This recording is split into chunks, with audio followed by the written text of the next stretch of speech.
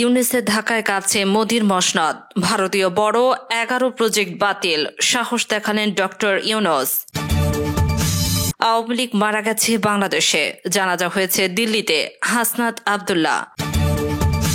এবং সর্বশেষ জানাবো বিএনপি জনগণের সাথে চালাকি করছে, পিনাকি ভট্টাচার্যের প্রতিবেদন। আমরা চিৎকার করি এখনই নির্বাচন চাই, ডিসেম্বরেই চাই, এখনই চাই। দেশ যে ভালো চলতেছে এটা কেউ দেখে না। রিজার্ভ বাড়তেছে, দুর্নীতির টাকা ফিরতেছে, সংস্কারের বাতাস লাগছে, কিন্তু এই খবর কারো কানে ছয় না। একটাই আমাদের পিপাসা এখন, ক্ষমতা আর ক্ষমতা। এতক্ষণ শুনছিলেন সংবাদ শিরোনাম, এখন থাকছে বিস্তারিত। ভারত পৃথিবীর একমাত্র প্রতিবেশী দেশ যে শুধু বাংলাদেশের কাছ থেকে নিজেদের স্বার্থ হাসিল করেছে, আর এই স্বার্থ হাসিল করতে এমন কোনো সুযোগ নেই যা ভারত বাংলাদেশের কাছ থেকে আদায় করেনি। আর তাই বাংলাদেশে একের পর এক তথাকথিত উন্নয়ন প্রকল্প চাপিয়ে দিয়েছে ভারত, যা মূলত ভারতের স্বার্থই রক্ষা করে। এইসব প্রকল্পে বাংলাদেশের অর্থনৈতিক ও কৌশলগত স্বার্থ চরমভাবে ক্ষতির মুখে পড়ে। ভারতের রাষ্ট্রায়ত্ত প্রতিষ্ঠান ও পররাষ্ট্র মন্ত্রণালয়ের প্রভাবে এসব চুক্তির মাধ্যমে ভারত বাংলাদেশের ওপর প্রভাব বিস্তার করে। তবে এবার এসেছে পরিবর্তন।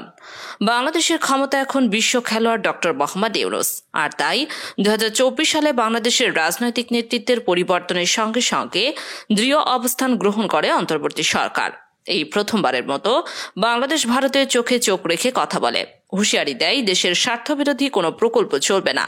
আর এই ঘোষণার পরই একসাথে ভারতের সাথে সম্পৃক্ত 10টি বড় প্রকল্প বাতিল করা হয়। এইসব প্রকল্পের মধ্যে প্রথমেই আসে ভারতের ত্রিপুরা চট্টগ্রাম রেল সংযোগ। ভারতের একচেটিয়া সুবিধার জন্য ত্রিপুরা হয়ে চট্টগ্রাম এবং বগলা বন্দরের রেল সংযোগ স্থাপনের পরিকল্পনা ছিল। বাংলাদেশ বিনামূল্যে এই ট্রানজিট সুবিধা দিতে বাধ্য হয়। প্রকল্পটি ছিল বাংলাদেশের কৌশলগত স্বার্থের জন্য বড় হুমকি। দ্বিতীয়ত, অভয়পুর আখাউড়া রেলপথ সম্প্রসারণ। ভারতের সামরিক ও বাণিজ্যিক রসদ পরিবহনের সুবিধার্থে এই প্রকল্প গ্রহণ করা হয়, যা বাংলাদেশের কৌশলগত নিরাপত্তার জন্য ছিল হুমকি। এছাড়া আশুগঞ্জ আগরতলা করিডর ভারতীয় পণ্য পরিবহনে ব্যবহারিক হলেও বাংলাদেশের খরচে নির্মাণ করা হয় এই রাস্তা। এইসব প্রকল্প বাতিল করে দেয় অন্তর্বর্তী সরকার। এইসব প্রকল্পে আরও রয়েছে ফেনী নদী জল ব্যবস্থাপনা প্রকল্প। ফেনী নদীর পানি ব্যবহারের অধিকার নিয়ে ভারত বরাবর বাংলাদেশকে চাপে রেখেছিল, অথচ ভারতের ভূখণ্ডে এই নদীর উৎস না থাকা সত্ত্বেও ভারত জোর করে পানি নিয়ে যাচ্ছিল। এই চুক্তি পুনর্বিবেচনায় ঘোষণা দিয়ে প্রকল্প বাতিল করা হয়। এছাড়া কুশিয়ারা নদীর পানি বন্টন চুক্তির অনুসারী প্রকল্প। ভারতের চাপ ছিল বাংলাদেশের অংশ থেকে আরও পানি উত্তোলন করবে তারা, কিন্তু দেখা যায় এই পানি বন্টনের কোনো বাস্তব সমন্বয় হয়নি। বাংলাদেশের কৃষকরা ক্ষতিগ্রস্ত হচ্ছিল, তাই বাংলাদেশ সরকার এই প্রকল্প বাস্তবায়ন বন্ধের সিদ্ধান্ত নেয়। এর মধ্যে আরও ছিল বন্দর ব্যবহারের চুক্তির আওতাভুক্ত সড়ক ও নৌপথ উন্নয়ন প্রকল্প। চট্টগ্রাম ও মগলা বন্দর ভারতের জন্য উন্মুক্ত করতে বাংলাদেশকে চাপ দিয়ে একাধিক সড়ক, ব্রিজ ও টার্মিনাল উন্নয়নের জন্য প্রকল্প নেওয়া হয়েছিল, যার মূল উদ্দেশ্য ছিল ভারতের উত্তর পূর্ব অঞ্চলের প্রবেশাধিকার নিশ্চিত করা। এছাড়া ফারাক্কাবাদ সংস্কার প্রকল্পের সহায়তা। ভারত চেয়েছিল বাংলাদেশ নিজেদের অর্থ দিয়ে ভারতীয় অঞ্চলের ফারাক্কাবাদের সংস্কারের সহযোগিতা করবে, অথচ এই ফারাক্কাবাদই বাংলাদেশের উত্তরাঞ্চলের কৃষকদের শুকিয়ে মারছে। আর তাই তো এই ধরনের সহযোগিতা এই সরকার প্রত্যাখ্যান করে। সিলেট শিবচর সংযোগ প্রকল্প। এই সড়ক নির্মাণের মাধ্যমে ভারত বাংলাদেশের ভেতর দিয়ে উত্তর পূর্ব অঞ্চলে সরাসরি প্রবেশ করতে চেয়েছিল। কৌশলগত দিক থেকে এটি ছিল অত্যন্ত বিপজ্জনক। বাংলাদেশ সেনাবাহিনী নিরাপত্তা ঝুঁকি চিহ্নিত করে প্রকল্পটি বাতিলের সুপারিশ করে এবং সরকার দ্রুত কার্যকর করে। প্রকল্প বাতিলের তালিকা আরও রয়েছে পেট্রোলিয়াম পাইপলাইন সম্প্রসারণ প্রকল্প। ভারতের ত্রিপুরা থেকে বাংলাদেশে জ্বালানি সরবরাহের নামে একটি পাইপলাইন তৈরি করা হয়েছিল, যার মাধ্যমে ভারত দীর্ঘমেয়াদে বাংলাদেশের জ্বালানি বাজার দখল করতে চেয়েছিল। তবে এসবের মধ্যে সবচেয়ে গুরুত্বপূর্ণ ছিল চট্টগ্রাম ও মংলা বন্দর ব্যবহারের চুক্তির নতুন ধারা। ভারত চেয়েছিল এই দুই বন্দর দীর্ঘমেয়াদে তাদের একচেটিয়া ব্যবহার নিশ্চিত করতে। বাংলাদেশের সরকার স্পষ্ট জানিয়ে দেয়, কোনো দেশের জন্য দেশের কৌশলগত স্থাপনা একচেটিয়া ব্যবহারের অধিকার দেওয়া হবে না। এই সংশোধিত ধারার এই সকল অনুমোদন বাতিল করে দেওয়া হয়। বাংলাদেশের এইসব পদক্ষেপে কেঁপে ওঠে মোদি মসনদ। আর তাই তো বাংলাদেশকে নিয়ে একের পর এক মিথ্যা প্রচারণায় ব্যস্ত হয়ে পড়ে মোদির মিডিয়া। বাংলাদেশকে আমেরিকা বানাবেন, নাচুন আপনারা। 18 কোটি মানুষকে পথে বসাবে মোহাম্মদ ইউনূস। সে ইউনূসের যে বদমাইশি, সে বদমাইশি দেখে চুপ থাকা গেল না।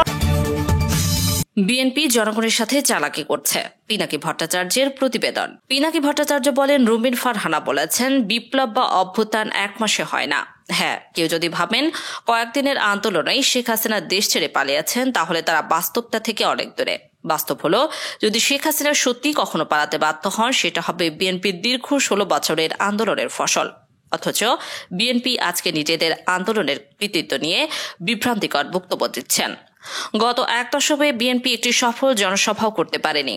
আন্দোলনের সময় তারা মাঠে ছিল না, কিন্তু আজ বিপ্লবের দাবিদার। তারা বলছে আমরাই বিপ্লব করেছি, অথচ কয়েকদিন আগে বলেছিল আমরা শুধু নৈতিক সমর্থন দিয়েছি। এই দ্বিধারিতা জনগণ ভুলে যাবে? রুমিন ফারহানা বলেন 1 মাসে বিপ্লব হয় না। তাহলে 7 নভেম্বর বিপ্লব 4 দিনে কিভাবে হলো? রাশিয়ার বলশেভিক বিপ্লব তো 10 দিনেই দুনিয়া কাঁপিয়ে দিয়েছিল। বিপ্লব মানে ক্ষণস্থায়ী এক ঐশী মুহূর্ত, যখন একটি জাতি তার সর্বোচ্চ আকাঙ্ক্ষা নিয়ে জেগে ওঠে, আর সেই মুহূর্তেই আল্লাহর রহমত বর্ষিত হয় জাতির ওপর। তাই তো শহীদদের মৃত্যু হয় না, আর তারা অমর হন। কিন্তু এখন বিএনপি সেই পবিত্র বিপ্লবের ভাষা দিয়ে নিজেদের স্বার্থ রক্ষা করতে চাইছে। একদিকে বিপ্লবের কথা বলছে, অন্যদিকে 10 কাঠার প্লটের জন্য আবেদন করছে। যিনি বিপ্লবের কথা বলেন, তিনি ব্যক্তিগত লাভের জন্য দরখাস্ত করেন না। এটা স্রেফ ভণ্ডামি। বিএনপি নিজের কর্মীদের নিয়ন্ত্রণ করতে পারছে না। মাঠে নেতারা জড়িত চাঁদাবাজি, জমি দখল, মামলা বাণিজ্যে, অথচ কেন্দ্রীয় নেতৃত্ব নীরব। প্রশ্ন হচ্ছে, বিএনপি যদি ক্ষমতা আসে তাহলে দেশ কিভাবে চালাবে? এবার আসি বিএনপির তরুণ বুদ্ধিজীবী ফাম আব্দুল সালামের কথায়। তিনি মির্জা ফখরুলের জামাই। ব্যক্তিগতভাবে তাকে ভালো লাগে, কিন্তু তার বক্তব্য আছে অনেক দৈন্যতা। তিনি কখনো বলেন ছাত্ররা বিএনপির সঙ্গে জোট করলে নিরাপদ থাকবে, আবার বলেন 71 একটি রেড লাইন। কিন্তু প্রশ্ন হচ্ছে, বিএনপি কি সত্যি 71 ধারণ করেন? যদি না করে, তবে রেড লাইন কথাটা তো অর্থহীন। তিনি বলেন বিএনপির কাউকে সুরক্ষা দেবে, কিন্তু সত্যি বলতে কি বিএনপির নিজের নেতাকর্মীদেরই রক্ষা করতে পারেনি। জিয়াউর রহমান নিহত হয়েছেন, ইলিয়াস আলী নিখোঁজ, সালাউদ্দিন বিদেশে নির্বাসিত, খালেদা জিয়ার বাড়ির সামনে বালির ট্রাক ফেলেও কিছু করতে পারেনি বিএনপি। তাহলে জনগণকে তারা কিভাবে রক্ষা করবে? বিএনপির দুর্বলতা হলো তারা নিজেদের সীমাবদ্ধতা কখনো বুঝতে চায় না। নিজেদের ব্যর্থতাকে ঢাকতে গিয়ে ভুল বার্তা দেয়। তাদের রাজনৈতিক কর্মসূচিতে আছে 31 দফা, কিন্তু আমি চ্যালেঞ্জ দিয়ে বলছি, স্ট্যান্ডিং কমিটির কেউ নিজের মুখস্থে 31 দফা বলে দেখাক। রাজনৈতিক কর্মসূচি যদি জটিল হয়, জনগণ তা বুঝতে পারে না। আন্দোলন সফল হতে চাইলে স্পষ্ট, সীমিত এবং কার্যকর দাবি থাকতে হয়। যেমন ছিল রাষ্ট্রভাষা বাংলা চাই 6 দফা, এরশাদ বিরোধী 1 দফা আন্দোলনে। বিএনপির 31 দফা মানুষ পড়ে না, বোঝে না। 2 নম্বর দফায় বলা হয়েছে নির্বাচনী নিরপেক্ষ তত্ত্বাবধায়ক সরকার গঠনের কথা, অথচ 2006 সালেও বিএনপির এই ব্যবস্থার ওপর আস্থা রাখেনি, বরং নিজেদের অনুগত বিচারপতির বয়স বাড়িয়ে তাকে প্রধান উপদেষ্টা বানাতে চেয়েছিল। আজ তার আবার একই ব্যবস্থা ফিরিয়ে আনতে চায়। কোনো গ্যারান্টি আছে এবার সেটি নিরপেক্ষ থাকবে? 4 নম্বর দফা বলছে কেউ পরপর 2 মেয়াদের বেশি প্রধানমন্ত্রী থাকতে পারবে না। ভালো কথা, কিন্তু আবার বলছে 2 মেয়াদ পার করে একজন নেতা বিরতি দিয়ে আবার প্রধানমন্ত্রী হতে পারবে। এটা তো ধোঁকা। গণতন্ত্রে এমন চালাকি চলে না। শেখ হাসিনার দীর্ঘ শাসনের বিপদ আমরা দেখেছি। রাষ্ট্রীয় প্রতিষ্ঠানগুলো আজ স্বাধীন নয়। বিচার বিভাগ, পুলিশ, প্রশাসন সব দলীয় প্রভাবের নিচে। তাই গণতন্ত্র নিয়মিত নেতৃত্বে বদলের প্রয়োজন। আমরা দেখেছি রাশিয়া ও চীন কিভাবে সংবিধান পাল্টে আজীবন ক্ষমতা আঁকড়ে রাখা হয়েছে। তার ফল গণতন্ত্রের মৃত্যু, জনগণের অধিকার হরণ।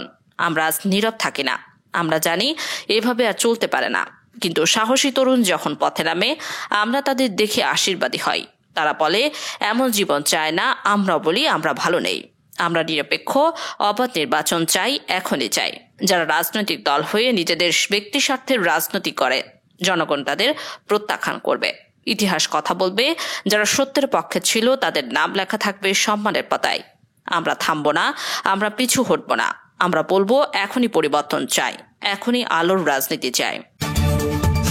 আওয়ামী লীগ মারা গেছে বাংলাদেশে, জানাজা হয়েছে দিল্লিতে বলে মন্তব্য করেছেন জাতীয় নাগরিক পার্টির মুখ্য সংগঠক হাসনাত আব্দুল্লাহ। আর শনিবার দুপুরে রাজধানী সোহরাওয়ার্দী উদ্যানে হেফাজত ইসলামের আয়োজিত সমাবেশে দেওয়া বক্তব্যে তিনি এ মন্তব্য করেন। আব্দুল্লাহ বলেন, যেই আওয়ামী লীগ বাংলাদেশের দাড়ি টুপিওয়ালা ভাইদের বায়তুল মোকাররমের সামনে থেকে রাস্তায় নামিয়ে হত্যা করেছে, সেই আওয়ামী লীগের আর পুনর্বাসন হবে না। আওয়ামী লীগ মারা গেছে বাংলাদেশে, আর জানাজা হয়েছে দিল্লিতে। শহীদদের রক্তের উপর পাড়া দিয়ে এই আওয়ামী লীগ বাংলাদেশে আসবে না। এই সংস্কার আমাদের দেশের সবচেয়ে বড় সংস্কার। আওয়ামী লীগকে নিষিদ্ধ করতে হবে।